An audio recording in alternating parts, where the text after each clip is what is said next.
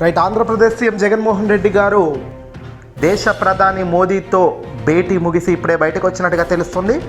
దేశ ప్రధాని మోదీ గారితో ముఖ్యమంత్రి వైఎస్ జగన్మోహన్ రెడ్డి గారు సుమారుగా గంటన్నర పాటు భేటీ చర్చల్లో భాగంగా మాట్లాడుకున్నట్టుగా తెలుస్తుంది.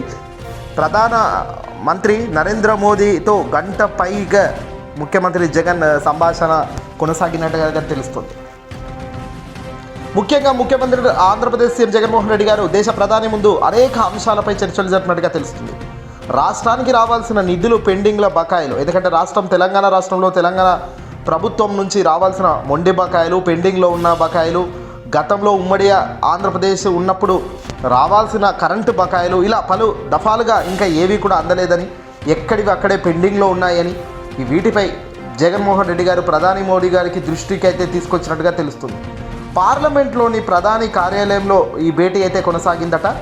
పార్లమెంటుకు ముందుగా జగన్ చేరుకున్న అనంతరం మోదీ గారి అపాయింట్మెంట్ ఇవ్వడం, హఠాటున ప్రధాని మంత్రి దగ్గరికి జగన్ వెళ్ళడం, గంటన్నర పాటు ఏం చర్చలు జరిపారు అంటూ ఇప్పుడు అంతా కూడా ఆరా తీసుకుంటున్నారు. సీఎం జగన్మోహన్ రెడ్డి గారు ఏపీకి రావాల్సిన నిధుల గురించి మాట్లాడడం జరిగిందని, ఇంకా రాష్ట్రానికి రావాల్సిన ప్రత్యేక హోదా ఖచ్చితంగా ఇచ్చే మాదిరిగా ఆలోచన చేయాలి అని రిక్వెస్ట్ చేసినట్టుగా కూడా తెలుస్తుంది. రాష్ట్రానికి ఈ కష్టకాలంలో ఖచ్చితంగా ఒక స్పెషల్ స్టేటస్ ఎంత ముఖ్యమో ఇటీవల అసెంబ్లీ సాక్షిగా జగన్ వివరించారు. కేంద్రం ఖచ్చితంగా దయతలిచి ఆంధ్ర రాష్ట్రానికి గనక ప్రత్యేక హోదా ఇస్తే కాంగ్రెస్కు కూడా చెక్ పెట్టినట్టు అవుతుంది. ఇటీవల వైఎస్ షర్మిల కాంగ్రెస్ నుంచి తాను ప్రత్యేక హోదా అనే గట్టిగా గలమెత్తుతున్నారు. తద్వారా ప్రజలు కూడా డైవర్ట్ అయ్యే ఛాన్స్ ఉంటుంది. కాబట్టి ఖచ్చితంగా కేంద్రం వైపు ప్రజలనికం, ఏపీ ప్రజానికం మంచి మనసు చాటాలన్నా, మళ్ళీ కాస్తో కూస్తో మీకు ఎంపీ సీట్లు కానీ ఇంకా ఓట్లు కానీ ఏమైనా రావాలన్నా ప్రత్యేక హోదా గనక మాకు ఇస్తే ఎప్పటికీ మీకు మీ అధికారం కేంద్రంలో ఉన్నంత కాలం మీకు మేము మద్దతుగా ఉంటామని కూడా జగన్ ఈ సందర్భంగా చెప్పినట్టుగా కూడా తెలుస్తుంది. దీనిపై సానుకూలంగా స్పందించినట్టుగా కూడా తెలుస్తుంది. గత అనేక సార్లు జగన్మోహన్ రెడ్డి గారు విజ్ఞప్తి చేసినప్పటికీ సానుకూలంగా స్పందించని మోదీ ప్రస్తుతం ప్రత్యేక హోదా విషయంలో చూద్దాం అన్నట్టుగానే ప్రత్యేకంగా ఆయన మాట్లాడినట్టుగా తెలుస్తుంది. అయితే దీనిపై ఇంకా స్పష్టత రావాల్సిన పరిస్థితి ఉంది. జస్ట్ ఇప్పుడే మోదీ గారితో అపాయింట్మెంట్ ముగిసింది. గంటన్నర తర్వాత జగన్ బయటికి అయితే రావడం అయితే జరిగినట్టుగా తెలుస్తుంది. దీంతో ఇంకేమేమి చర్చలు జరిగాయి, దేని గురించి మాట్లాడుకున్నారు అనేది ఇంకా డెప్త్గా రావాల్సిన అవసరం ఉన్నప్పటికీ మెయిన్ కొన్ని పాయింట్స్ అయితే మనమైతే ఇప్పుడు చూస్తున్నాం.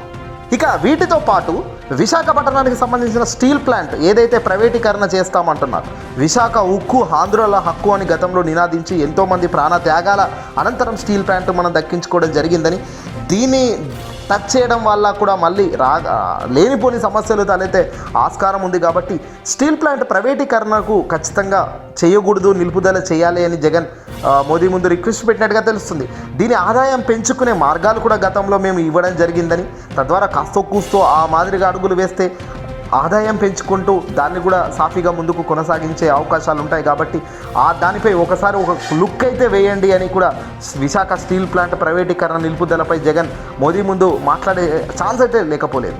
ఇక పోలవరం మెయిన్ ఎజెండా ఏంటంటే, చరిత్రలో పోలవరం ఒక గొప్ప స్థాయిలో నిలబడుతుంది. ఇది పూర్తిగా కేంద్రం చేతిలో ఉంది. కేంద్రం నిధులు విడుదల చేస్తేనే ముందుకు కదిలే ప్రాజెక్టు, జాతీయ ప్రాజెక్టు. కాబట్టి కేంద్రం దీనిపై ఒక్కసారిగా నిధుల కొరత లేకుండా చూడాలని జగన్ ఇక్కడ పోలవరం గురించి కూడా ప్రస్తావించే అవకాశం కనబడుతుంది. ఇక జాతీయ ఆహార భద్రతా చట్టం కింద ఆంధ్రప్రదేశ్కు మరింత ఎక్కువ కవరేజ్ వచ్చేలా ఏపీ కన్నా ఆర్థికంగా మంచిగా ఉన్న మహారాష్ట్ర, కర్ణాటక, గుజరాత్ రాష్ట్రాలకు సమానంగా మాకు కూడా వాటా ఇస్తే బాగుంటుందని జగన్ ఈ సందర్భంగా అడిగినట్టుగా తెలుస్తుంది. ఈ వాటా లభిస్తే రాష్ట్రంలో 56 లక్షల కుటుంబాలకు కేంద్రం రేషన్ దక్కే ఆస్కారం కూడా ఉంటుందని, విభజన సమయంలో ఏపీకి ఇచ్చిన హామీలు వైపు ఖచ్చితంగా చూడాలని, కొత్త జిల్లాల్లో ఏర్పాటవుతున్న మెడికల్ కాలేజీలకు కేంద్రం వాటా ఇవ్వాలని కూడా జగన్ ఈ సందర్భంగా కోరబోతున్నట్టుగా తెలుస్తుంది.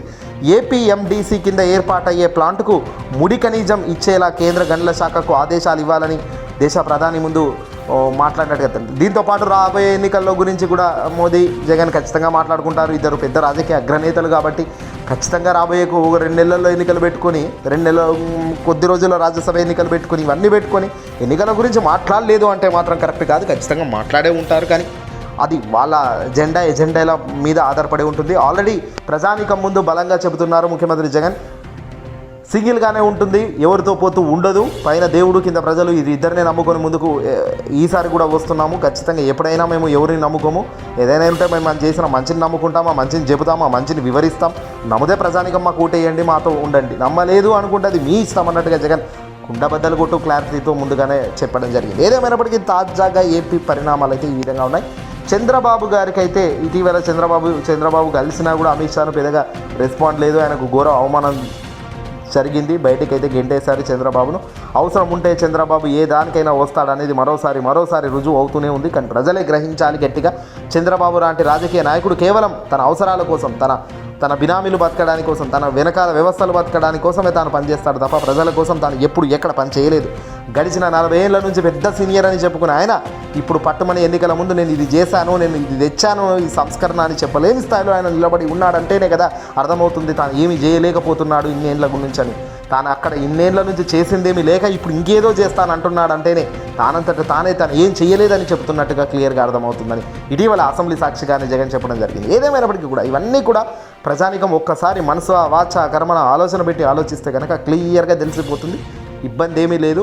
ఓటు ఎటు కన్ఫ్యూజ్ కాకుండా ఫ్యాన్ గుర్తుకే వేసి మీకు నచ్చిన వ్యక్తిని గెలిపించుకోండి.